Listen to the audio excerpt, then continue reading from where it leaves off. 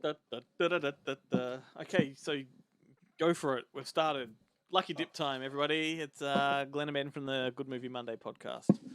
Hey, we had Joel Brady from Dead End DVD on the show on Monday. You want to go back and have a listen to the show? We just ramble for a good hour and a bit, just talking about movie collectors essentials, and movies we like and things we've collected. And yeah, it's a bit of a. I'm shocked. I didn't even get to talk about Spermula. Like one of the pre kind of show questions that you were like, like think about your favorite collectible. My favorite collectible probably is the Spermula. I didn't get to talk about it. Spermula VHS. That's on you. That's on it. You're right. I mean, I talked about everything else. You were the thread that kept us together, mate. Well, I pulled out fried green tomatoes At the Whistle Stop Cafe. It's a great movie. To be honest with you, I've never seen fried green tomatoes because every time I thought about it in my head, it's batteries not included. And I'm like, no, I've totally seen it.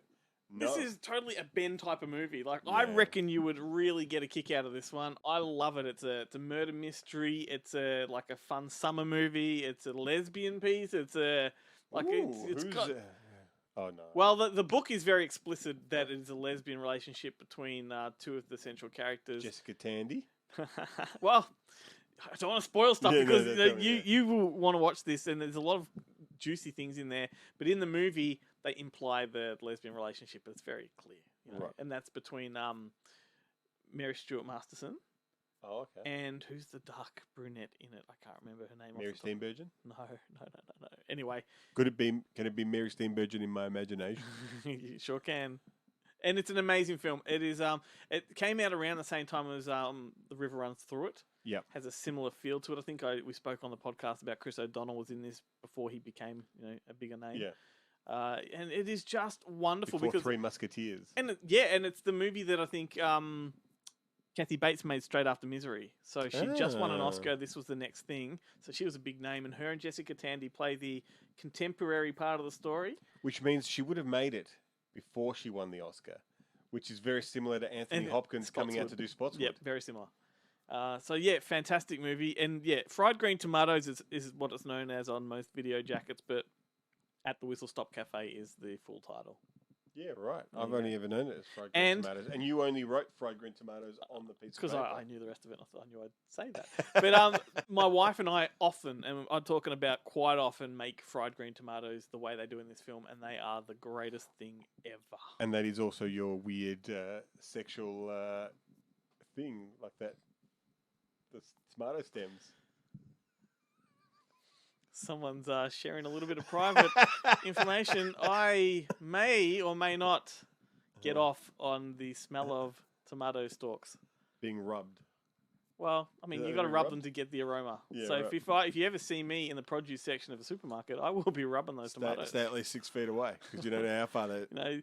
Some people put pineapples upside down in their trolley. It's all about the tomato stems for me.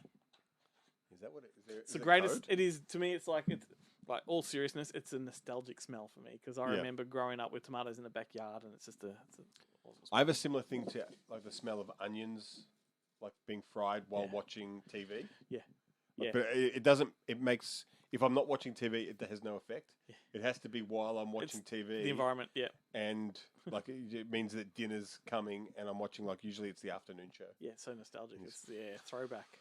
Because I think smell is actually more important with that kind of that feeling of nostalgia. Yeah. It actually is a lot more powerful. I agree. Than vision. It's like fuck you, James Valentine. Dinner time. Did I tell you when because I helped Umbrella with the marketing of Monkey Magic. Yeah.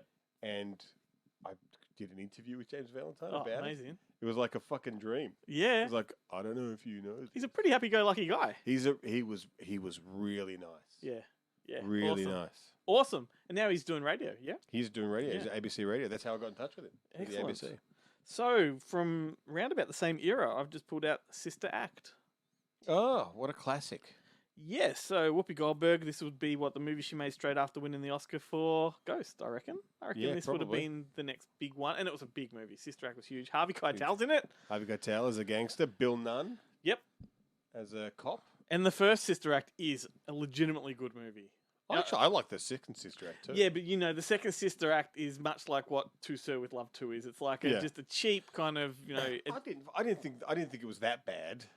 Like, although I do like. It's got a better production. It's theatrical as opposed to video. I say what I didn't like about Sister Act 2 Mm. was that at the beginning of the movie, the nuns come to perform, and like Lauryn Hill and all her cool, like they're all talking about how shit they are, and you're like, fuck you. Yeah. They're everything that you like in the first movie, Yep. and you shit on in the first 5. And Whoopi Goldberg's like, well, I know that's a bit hacky, but you're like, it's your thing. Yeah. Well, there's a third But one anyway. coming too, which I think But I they've do already like the shot. monks. I like the monk teachers. And stuff. Yeah, right. So yeah, the third one's been filmed already, so that's coming soon. What's that going to be? I know. I saw a video Maggie of Smith is the Mother Superior. I saw a hilarious video of The View, which Whoopi Goldberg's on, and the other girl, the women at the table, said, "Oh, you know what, Whoopi? We've known you all this time, and we've never realised you don't have eyebrows." Right? Firstly, I thought everyone knew that Whoopi Goldberg doesn't have eyebrows. Like it's I've never paid attention. so she shaves her eyes, right? And she's Right. done it since childhood because apparently she has an allergic reaction to her own hair follicles, right? And they puff up. So she's always done it. And she's talking about how sometimes, producers or directors will give her fake eyebrows to put on or drawn ones, for certain projects. And I'm thinking, not one film have I ever seen her in with eyebrows. I want to know what these movies are that are giving her fake eyebrows. Well, it doesn't. I'm pretty sure she does have eyebrows in Sister Act at the start when she's the lounge singer. I don't Maybe remember she that doesn't at all. have it I just when she's. she made the point on this video too that when she expresses, on her face, you can see where her eyebrows should be, and people just assume she's got them because you can see the, Yeah. I don't know what you call that, but there we go. How did you even come across that? It's a good question too. TikTok, I reckon. Yeah, right. Just a random For You page. There you go. There you go. You can pick the next one. That's an interesting conversation there. What do we got? I don't want to do that one. I'm breaking the rules. You are. Father of the Bride. I don't want to do this one either, but I'll do it. Father of the Bride. Okay, well, you can take your pick. You can do the Spencer Tracy one, or you can do the Steve Martin one. Well, I've never seen the Spencer Tracy one. I've only seen the Steve Martin one. Fair enough. I do like what's her name, Kimberly Williams. Yep. I had a bit of a crush on her back in the day. I think the Steve Martin Father of the Bride is fantastic. I think Father of the Bride 2 is fantastic. Both of them are remakes of the first of the two that Spencer Tracy made. Very similar too. It starts off with Steve Martin or Spencer Tracy putting the socks on at the start and then talking directly to the audience. That's all the same. I wonder if the new one does that with Andy Garcia. Yeah, I wonder. Because it's a Latino take on the whole story. I wonder if they wear socks. So they wear socks. Should I bust out that voice again? Yeah. Oh, yes. Give us your best Andy Garcia. Oh, Andy Garcia, that's a different story. I was about to do Richie Valens' mum. Yeah. Nah, not doing it. I avoided disaster last time, and I'm not going to do it now. tempt fate twice. I have never really cared much for the Father of the Bride films. I've never seen the Spencer Tracy ones. I would probably like them more. But you got Martin Short as Frank. Yeah, I really like Martin Short. I have to take in small doses. But it's a small role. Like he's Isn't he the wedding planner? He is, but he's only in it for maybe a total of 20 minutes. Like right. Yeah, no, I don't know. Fair enough. I mean, it's like 3 Men and a Baby. Like, watch it when it's on TV. That's pretty good. Never watch it again. I do enjoy those too. I lump them in the same, and both of them rumored to have a third one coming. Like, again, everything's legacy sequels now. 3 grandpas and a 3 men. What was it? 3 men and a wedding. I think it is 3 retirees and a bris. Because I think Mary in the third one supposedly is getting married. So the baby from the first one is now getting married. And where Father of the Bride 3 would go, I don't know. Mind you, Steve Martin just came out and said that he has no intentions on making any more movies or television. So really, yeah, because this new show he's doing. Murders in the Building didn't win any Emmys? No, only the Murders in the Building was a big commitment for him, and he's enjoying more doing the touring stuff with Martin Short. Yeah, where they go around performing. Why? He just don't say shit like that. Like, just it doesn't need to be said. Like, just no, don't it doesn't do need to be things. said. But I mean, I can understand it. Yeah, like, I totally he doesn't understand need to do. But you do what he always likes. you sabotage yourself if you do want to come back. Yeah, like just don't mention you're not doing anything. Let people ask where'd you go. Rick Moranis, like he just disappeared. He didn't announce that he was disappearing. He just did. Yeah. You know, and when he comes back, everyone celebrates. They don't go, "Oh, I thought you said you were done." Yeah. You know. Anyway, I like Steve Martin. One more for the road. Do it. All right. Wouldn't that be a coincidence if I pulled out a Matthew McConaughey one? Like one for the road. Hard Day's Night. The Beatles movie. The Beatles movie, yes. Fantastic. Which one's that one? The black and white one, where they're on the train with Steptoe and Son Guy. Yeah, I like that one. It's a great one. That's the one where he does the, if they get you on the floor, watch out for your cornhole. And you're like, Jesus Christ, I can't believe they're talking about this in a Beatles It's a bit of a movie. benchmark film. It set the standard for many films that other bands would do over the years. It's like all those mockumentaries are basically a piss take of this. Yes, and they never mention their name in it. Like the Beatles are never referenced. But it was a legitimate glimpse at the life of a Beatle. Like because even though it was a comedy and they're very funny, it shows you how hectic and chaotic fandom can be. Yeah. The scenes where they hop in a car, jump out the other side, and hop in another car while the fans are trying to get into that car. Yeah. It would be a horrible existence, I reckon.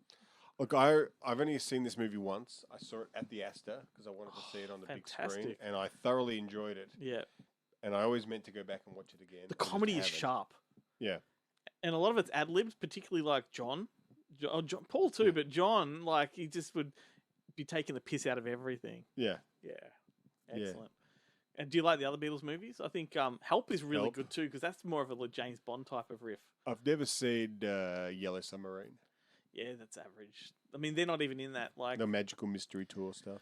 Magical Mystery Tour is great. I'd love to get a Blu-ray of that, but that was made for television. Have you heard the story about when that aired? The whole point of Magical Mystery Tour was they've made this big, colourful movie, right? Because Magical Mystery Tour, it's an acid trip. It's like everything is kaleidoscopic. And when it aired on television that night, black and white. Yeah. And the Beatles were at home waiting for, let's watch this. And it aired in black and white on the night. They would have been furious. Yep. And I think that is why they weren't that keen to go for another movie afterwards, because that was what the whole Let It Be was. What I'd like to see, though, is the documentary on the guy who played it black and white and then got fired, and his life before and after. Well, even still, most and then people... then you find out he's the guy that shot John Lennon. Mark Chapman. He's like the man who ruined my life. But most people would have had black and white TVs anyway, so I'm wondering what they were thinking. Only the rich can see this movie. Yeah. Doing it for us. But it's a fun movie, and that's my favourite Beatles album, Magical Mystery Tour. So I just watch it and just get off on the songs, man. It's great. So when you go to the UK, you don't go to Abbey Road. You try and go to the... I was thinking about that. Guillermo from our podcast was recently overseas. Was it him that did the Abbey Road walk? I think it was. Did he? There's a webcam. Yeah. That you can actually just it's live. Yeah. So I think it was Guillermo did it. I know other people, everyone that goes there does it. I don't know if I could. I don't like being a spectacle, and well, the funny thing is, because it is an active street. Yeah. And but do you think the locals are just like, oh, fucking hell? Like, well, the people driving because it's a pedestrian crosswalk, yeah. and you can see if you log into it during the day, you see the cars coming past, and every time there's a break in the traffic, the people aren't too annoying. Yeah. Every time there's a break in the traffic, people will come out. They'll do the thing, try and get the photo, and then I think it's probably become worse. Like the last time I looked at it, it was before TikTok existed. Yeah. And it would have been. Oh, you get all the influencers It probably now, would have been dickheads. Instagram. But I mean, think about it. Like, even if I lived there, it's the last crossing I'd want to walk across, because the assumption would be anyone walking across that's trying to do the Beatles cover. Yeah. Abbey Road webcam. I'll look it up. Okay, well, that's going to be interesting for the people. I reckon we're about done, though. Abbey Road cam, Earth cam. Don't expect me to put this in the video. Put it in the video. Link to the live stream. Just put a link below. I don't bow to peer Click pressure. on the. It's different. It's not in the thing, but here we go. There's a double-decker bus trying to get past. Could you imagine, like, right now, if you just tuned in and witnessed the biggest accident you've ever seen, like, live? That'd be weird. See, this woman. There's a woman who's just run out into the middle of the road, who's not even doing the walk. She's just like, yeah. There's a lot of people in this video right now, and I can't, even if I wanted to put this on the screen, I can't because it's live. Yeah, right? you couldn't put this part on. No. But there's nobody acknowledging where they are right now. Oh, there's someone doing a wheelbarrow across it now? And there's a black cab going, what the fuck are you idiots doing? Oh, there's people taking photos. What a horrible place to be. It doesn't sit well with me. But there's actually a sign there that says... This is a really boring part of our video, by the way. I just thought you'd stopped it. That's a good idea. Diverted traffic.